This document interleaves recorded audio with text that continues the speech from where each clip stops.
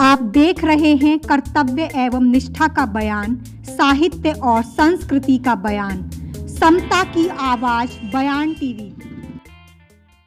इस कक्ष में उपस्थित सभी लोगों को मैं जय भीम, जय मंडल, जय पेरियार, जय फूले पेश करती हूँ। मेरा नाम है रितु और मैं AIOBCSA की नेशनल कोऑर्डिनेटर हूँ और हाल फिलहाल में जन संवाद पोर्टल की संचालिका भी हूँ। यहाँ पर मेरे से पहले काफी वक्ताओं ने इस बात पर चर्चा की, नागवंश और उसको बाबा साहब से जोड़कर आपके समक्ष देखा।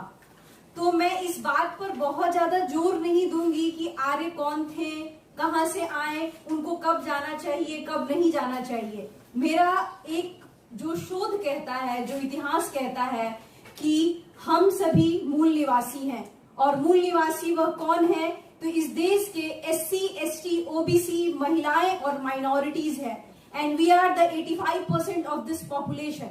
और मैं ये कहना चाहती हूँ कि इस देश को मूल निवासियों ने बनाया है, चाहे वह घाटों पे कपड़े धोते हुए आपको दिख जाएंगे या आपके चमड़े से जूते सिलते हुए दिख जाएंगे, और इन सभी कामों को करते हुए उन्होंने इस देश के संविधान तक को भी बनाया है।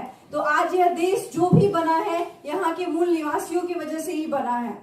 अब मेरा प्रश्न, जो पूरी मेरी चर्चा का विषय होगा, इस बारे में बार बार चर्चा हो रही है कि हम इस सभा में राजनैतिक विषयों पर चर्चा नहीं करेंगे, लेकिन मेरा जो मत है ये थोड़ा सा इसमें भिन्न है। मेरा मानना है कि यदि इस देश को आगे बढ़ाना है, अपने समाज के लोगों को आगे बढ़ाना है और बहुजन समाज के लोगों को आगे बढ़ाना है, खासकर बहुजन महिलाओं को आगे बढ़ाना है, तो हमें अपनी सहभागिता और हमें अपना विकास हर क्षेत्र में देखना होगा, चाहे वो सामाजिक विकास हो, चाहे वो सांस्कृतिक विकास हो, चाहे वो राजनीतिक विकास हो।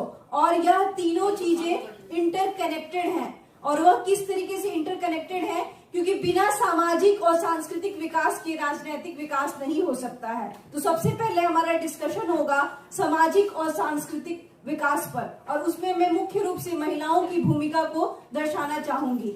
यह सभा जो हो रही है वो बहुजन समाज के ऊपर है, दलित समाज के ऊपर है, लेकिन इस सभा में हम उपस्थित लोगों के बीच में देखेंगे तो महिलाओं की संख्या गिनी चुनी हुई है। आज आजादी के 7 दशक बीत चुके हैं, संविधान को लागू हुए भी 7 दशक हो चुके हैं, हमें समानता का अधिकार 7 दशक पहले मिला था, लेकिन इस सदन में भी बस 10 से महिलाएं ज्यादा नहीं है। उसके पीछे हमारे क्या कारण हो सकते हैं? हमारे कारण ये हैं कि महिलाओं को कभी शिक्षा के लिए प्रेरित ही नहीं किया गया है। महिलाओं को और खासकर बहुजन महिलाओं को यदि आप कुछ संस्थानों में भी देखेंगे तो जो भी प्रोफेसर्स मिलते हैं, जो भी पत्रकार मिलते हैं, और उनमें से कुछ ही महिलाएं होती हैं और वह भी सवर्ण महिलाएं होती हैं। बहुजन महिलाओं को शिव की आराधना करना सिखाया जाता है, उनको यह बताया जाता है कि आप सोमवार का व्रत रहिए, रविवार का व्रत रहिए, पति की उम्र लंबी कीजिए, पुत्र की प्राप्ति कीजिए, लेकिन उनको कभी भी सावित्रीबाई फूले के मार्ग पर नहीं चलना सिखाया गया है। यदि हम सावित्रीबाई फूले के मार्ग पर चलते तो आज इस सदन में आधा से ज्यादा महिलाएं भी उपस्थित होती। मैं ये बोलना चाहती हूँ कि मैं बिहार से आती हूँ और मैं एक शिक्षित परिवार से आती हूँ। मुझे यह बताया गया है कि सावित्रीबाई फूले इस देश की पहली महिला शिक्षिका थी, और मेरे स्कूल में भी और मेरे विश्वविद्यालयों में भी सावित्रीबाई फूले, बाबा साहेब अम्बेडकर, ज्योतिराव फूले के बारे में बताया गया है। लेकिन बस क्या उनके बारे में इतना बता देना कि सावित्रीबाई फूले इस देश की पहली महिला शिक्षिका थी, काफी था? मुझे सावित्रीबाई फूले शिक्षिका के साथ साथ कैसे उन्होंने पूरे देश की महिलाओं को प्रेरित किया, शिक्षा की अलग जगाई, जिसकी वजह से मैं एक पिछड़ी समाज की महिला आपके समक्ष खड़ी हूँ और अपना भाषण व्यक्त कर रही हूँ। मैं यह बता देना चाहती हूँ कि वह केवल शिक्षक मात्र नहीं थी, वो समाज सुधारिका भी थी, और उन्होंने इस देश को, इस समाज की महिलाओं को ये चीज सिखाया कि आप अपनी शिक्षा के साथ साथ बाकी लोगों की शिक्षा के भी द्वार खोलें। उन्होंने विवाह की अलग पद्धति बनाई। लेकिन आज हम ये देखते हैं, खासकर मैं बिहार से आती हूँ तो मेरा जो भी उदाहरण होगा उत्तर प्रदेश और बिहार से रिलेटेड ही होगा। मैंने देखा कि सावित्रीबाई फूले के बारे में कोई चर्चा नहीं करता है। सोमवार, शनिवार को, शुक्रवार को हमें यही बताया जाता है कि आप वैभव लक्ष्मी का व्रत रहिए, एक खास उम्र पे आपकी शादी हो जानी चाहिए, एक खास उम्र पे आपको बच्चे हो जाने चाहिए। कभी भी किसी ने ये नहीं बताया कि आपको ऑक्सफोर्ड पढ़ना चाहिए, कैम्ब्रिज पढ़ना चाहिए, अपने देश और अपने समाज के बारे में रिसर्च करना चाहिए। तो यह सबसे पहले मेरा निवेदन बहुजन महिलाओं से रहेगा और लोगों से रहेगा कि वह अपने पुत्र की शिक्षा पे खर्च तो करते हैं, उनको विदेश भेजने का भी सपना देखते हैं, और यह जो कुरीतियां हैं ये बहुजन समाज में भी उपलब्ध है कि वह पुत्र की एजुकेशन पे, उनके सोशल डेवलपमेंट पे खर्च करते हैं, लेकिन वह अपनी बेटियों को बाहर नहीं भेजना चाहते हैं। और महिलाएं शिक्षित नहीं है, जागरूक नहीं है, जिसका नतीजा ये है कि वह पूजा पाठ, भोग, आडंबर और बहुत तरह के पाखंड का शिकार हो रही है और बहुत सारे बाबाओं के संगति का शिकार हो रही है और वहां पर जाकर अपनी जान गंवा रही है। अब मैं आती हूँ आरक्षण के मुद्दे पर। जैसा कि इस सभा का और सदन का विषय है कि सामाजिक और सांस्कृतिक विषयों को हमें जोड़ देना है और इसके जोड़े बिना हम राजनैतिक आजादी और राजनैतिक पृष्ठभूमि अपनी मजबूत नहीं कर सकते हैं। तो मैं आपको बता देना चाहती हूँ कि जब आरक्षण इस देश में मिला था तो उसका आधार जो था सामाजिक था, लेकिन धीरे धीरे उस आरक्षण को आर्थिक बनाने की कोशिश की जा रही है। सुप्रीम कोर्ट का भी यह आदेश आया है कि एससी एसटी का वर्गीकरण हो। बहुत सारे स्टेट्स में ओबीसी का ऑलरेडी वर्गीकरण हो चुका है।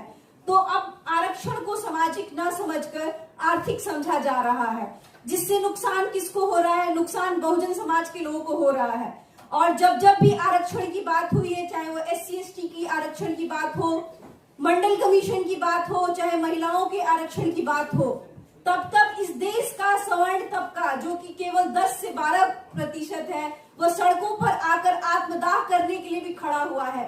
लेकिन इसी समाज में ईडब्ल्यूएस आसानी से लागू हो जाता है, लेकिन हमारे बीच में न सामाजिक चेतना थी, न ही सांस्कृतिक एकता थी, जिसके कारण हम सड़कों पे आके उस तरीके से विरोध नहीं किए और उनके कट ऑफ्स, चाहे वो पीएचडी के कट ऑफ्स हो, चाहे वो कॉम्पिटिटिव एग्जाम के कट ऑफ हो, वो हमसे बहुत ही कम जा रहे हैं और 15 या 14% आबादी को 10% आरक्षण दे दिया गया है। इसमें यह नैतिक हार बहुजनों की है और सवर्णों की यह जीत है। मैं आपको ये बता देना चाहती हूँ कि हाल ही में नारी शक्ति वंदन अधिनियम को लाया गया। उसमें ओबीसी महिलाओं की अगर भूमिका देखें और ओबीसी महिलाओं का सीट देखें तो ओबीसी महिलाओं का सीट 0 है और इस देश की आबादी का हिस्सा लगभग 25% ओबीसी महिलाएं हैं। लेकिन कितनी महिलाएं सड़क पर आई, कितनी महिलाएं सेमिनार कॉन्फ्रेंसेस में जाकर इस बात का पुरजोर विरोध की, कितनी महिलाओं ने सरकार से इस सवाल को पूछा कि इस नारी शक्ति वंदन अधिनियम में हमारा हिस्सा कहाँ है। और धीरे धीरे यह बिल एक्ट के रूप में आ गया और इसका पुरजोर विरोध नहीं हुआ। और क्यों नहीं हुआ? क्योंकि महिलाओं में सामाजिक चेतना नहीं है। वह पूजा पाठ, भोग, आडंबर, पाखंड से ऊपर उठकर अपनी राजनैतिक भागीदारिता की ओर ध्यान ही नहीं दे रही है। इसलिए मेरा सभी से निवेदन है कि सबसे पहले उनमें शिक्षा का प्रसार करें, उनको सामाजिक और सांस्कृतिक रूप से एक करें। अब हम आते हैं बहुजन एकता की ओर। बहुजन एकता, मैं आप सभी से पूछना चाहती हूँ कि क्या हम सभी बहुजन एकजुट हैं? यदि हम सभी बहुजन एकजुट होते तो सरकार जब चाहे जिस तरह की मनमानी करनी चाहे बिल लेके आ जाते हैं, अधिनियम लेके आ जाते हैं। यदि हम एकजुट होते तो वो इस तरह की हिमाकत नहीं करते। और हम एकजुट क्यों नहीं है? क्योंकि हमारी सांस्कृतिक और सामाजिक पृष्ठभूमि में एक रूपता नहीं है और 10% लोगों द्वारा बनाए गए कोई भी धर्म अधिनियम हम पर थोपे जा रहे हैं। राजस्थान के बसवाड़ा के सांसद ने बार बार संसद में इस मुद्दे को उठाया है कि आदिवासी समुदाय जो है वो हिंदू समुदाय नहीं है। आजादी के 7 दशक बाद भी एक सांसद को यह बात बार बार कहना पड़ रहा है कि वह हिंदू नहीं है।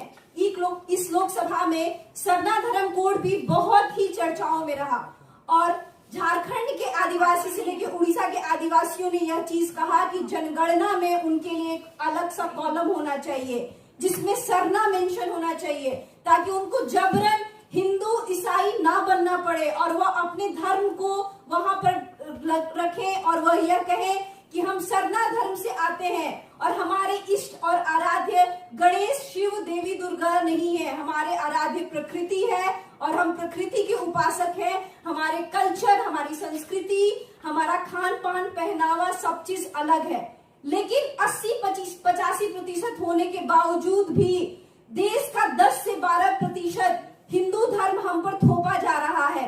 इसका बहुत बड़ा कारण ये है कि हमारे बीच में एकजुटता की कमी है, सामाजिक जागरूकता की कमी है, चेतना की कमी है और हम अपने सांस्कृतिक तथ्यों को और मूल्यों को हम लोगों के बीच में